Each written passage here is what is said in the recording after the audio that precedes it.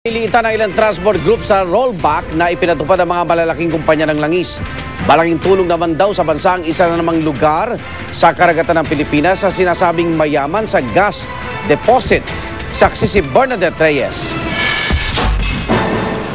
Huli na nga, kulang pa. Yan ang reaksyon ng ilang transport group sa big time oil price rollback, lalo na ng Big Three, na kaninang madaling araw lang sumunod sa ibang kumpanya na nag-rollback noong Sabado. Sa pinal na kwenta ng DOE, lumabas na piso at 80 sentimo ang dapat na rollback sa kada litro ng diesel. Pero kapos ng 10 sentimo ang bawas presyo ng Big Three. Sa gasolina naman, piso at 68 sentimo raw ang dapat na rollback. Pero kulang ng halos 20 sentimo ang pinatupad ng ilang oil companies. Monday to Wednesday po, nakita ho natin on the average, no? Pwede na ho silang magbaba. Noong Huwebes at Biyernes po, nakita ho natin medyo tumaas na kaunti.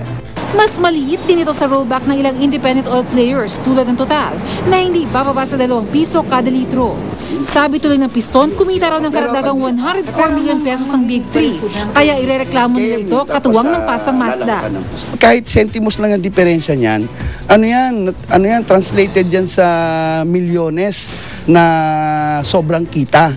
Ito'y ilalaban ho namin ng puspusan to. Para malaman lang natin yung makatarong ang may presyong pagtaas. Nakasaad sa oil deregulation law na dapat nakabatay sa world market price sa mga presyong ipapatupad sa mga gasolinahan sa bansa. Wala mang ipin ng DOE para parusahan ng mga abusadong oil companies, mayroong tinatawag na DOE-DOJ Task Force kung saan maaaring lumapit ang mga may reklamo sa presyo ng petrolyo. Wala pang pahayag ang Petron at Chevron sa aligasyong kulang ang kanilang rollback.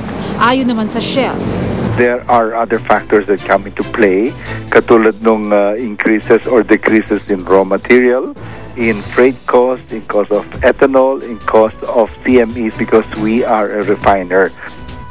Sa gitna ng patuloy na pagdepende ng bansa sa ini-import na krudo, makakatulong daw ang hinihinalang mayamang gas deposit ng Benham Plateau.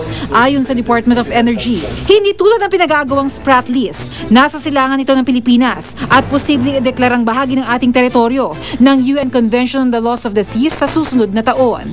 Kasing laki ito ng pinagsama-samang Luzon, Samar at Leyte.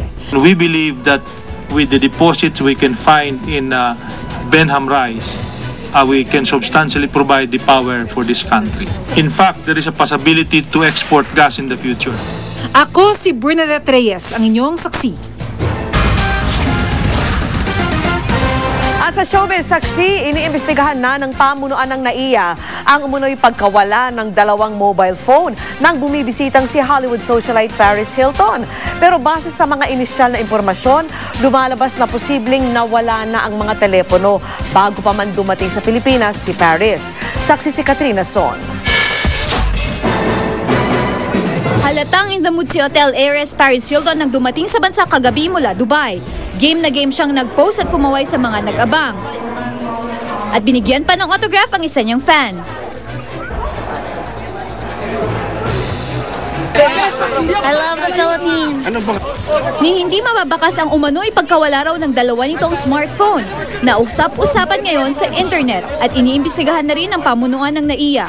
Hindi dito nawala sa terminal building per se, no? Kasi as I said, as she was getting out of the aircraft, hinahanap niya na yung phone niya. So, it's very clear that bago pa man siya umapak ng terminal, hinahanap na, wala na yung phones niya.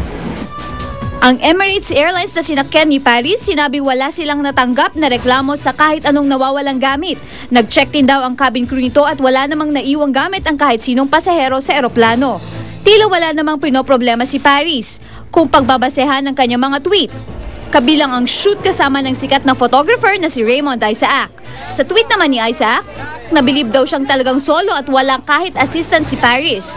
Ikwinento rin ni Paris na nag-enjoy siya sa masasarap na pagkain Pinoy na natikman. Hindi na rin daw siya makapaghintay para makasama ang mga kaibigan, si Congressman Manny Pacquiao at asawang Jinky, na inaasahang magdi-dinner si Paris at mag-asawang Pacquiao. Narito si Paris para magdisenyo ng isang beach club at personal na buksan ang kanyang signature bag store sa isang mall.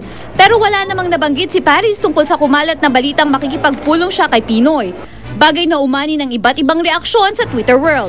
Sa tweet din idinaan ng palasyo ang pagtangging may ganitong plano. Ako si Katrina Son, ang inyong saksi. Saksihan mamaya.